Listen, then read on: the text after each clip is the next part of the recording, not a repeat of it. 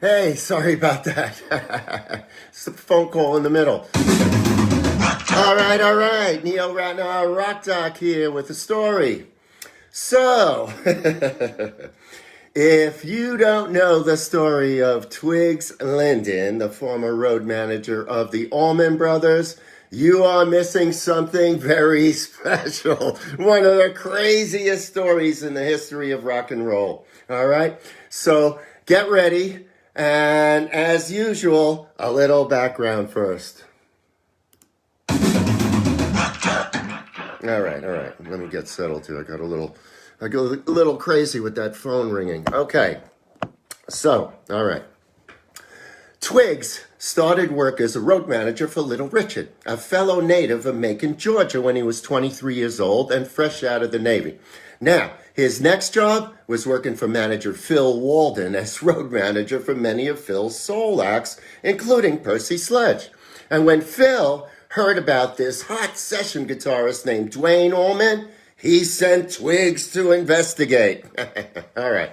Now, by the spring of 1969, Walden had signed Duane Allman and his band to management and recording contracts. And when the Allman Brothers band moved to Macon, Georgia in May of 1969, they moved into Twiggs' apartment, turning the one-bedroom flat into a den of iniquity known to all as the hippie crash pad. All right, now, Twiggs quickly became an indispensable part of the band, as road managers do, and I understand that. Same thing happened to me when I worked for Edgar Winter and when I worked for Emerson, Lake and Palmer. Road managers are important. They are crucial.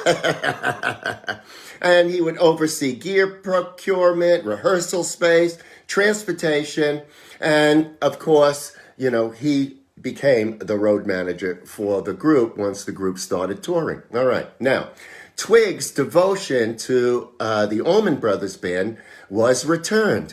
The band appreciated his attention to detail, as all road managers have to have. You must have good attention to detail. And Twiggs went one step further, including in his list a carefully curated list of the age of legal consent for sexual activities in each state, since you know how rock stars are. All right, now, Twiggs was a sharp-minded, creative tinkerer, and he was also an obsessive-compulsive perfectionist with a violent temper that could flare up suddenly and unexpectedly. All right, now, the band, whose self-titled debut album had come out the previous November, had just finished up 2 sets at Aliota's Lounge in Buffalo, New York, when bassist Barry Oakley went to settle up with the owner, Angelo Aliota. Now, the fee was $1,000, but Aliota only gave Oakley $500. Oakley returned to the hotel and told Twiggs. Incensed, Lyndon grabbed a 10-inch fishing knife, went to the club. All right, now, Aliota said that he wasn't paying the band for the first show because they started late, but he did say he would give them the money if they played the next night. Not good enough for Twiggs. A fight broke out, and Aliota was stabbed.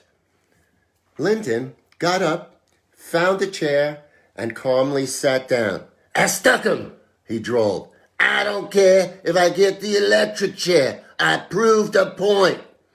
Aliota was dead an hour later, and Lyndon was charged with first-degree murder and locked up without bail.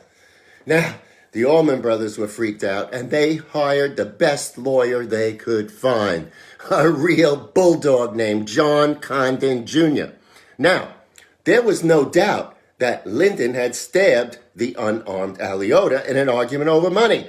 And that was not a narrative a Buffalo jury would have viewed with sympathy, especially when the assailant was a long-haired Southerner.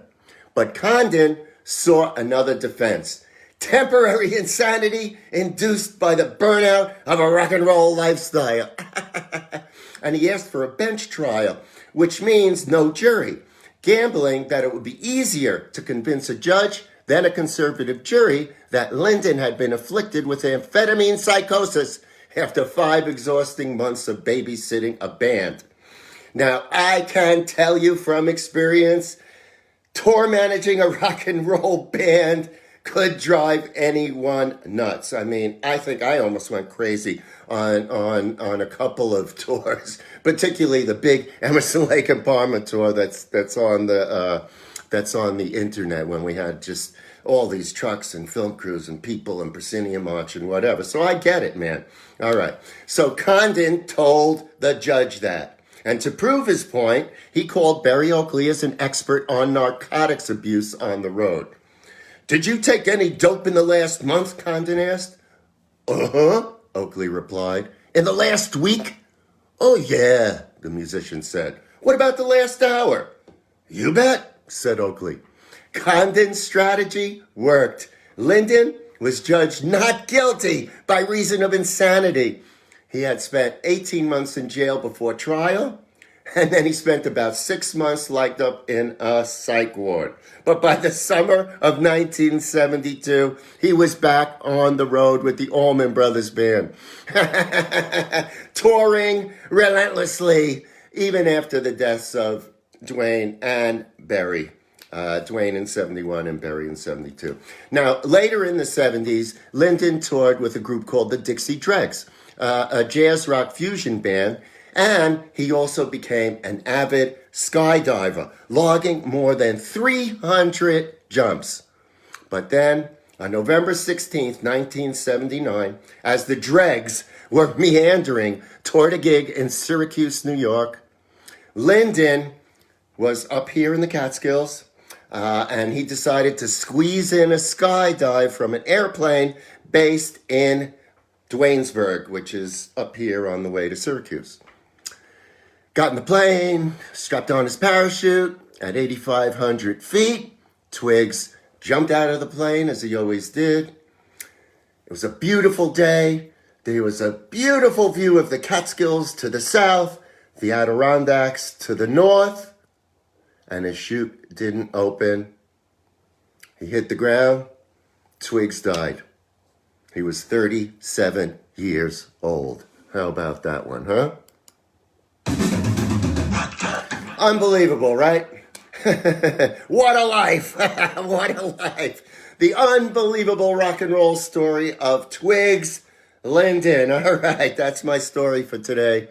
I hope you enjoyed it. It's a beautiful day out, I think. I don't know. Maybe it's going to cloud up and rain later, but it's nice now. I have a story on iHeartRadio, WDST today, about another really interesting musician and artist named Klaus Vormann. I'm sure you've heard the name, but check me out. 3 o'clock, you'll hear some interesting things about Klaus and his incredible connection and influence on the Beatles.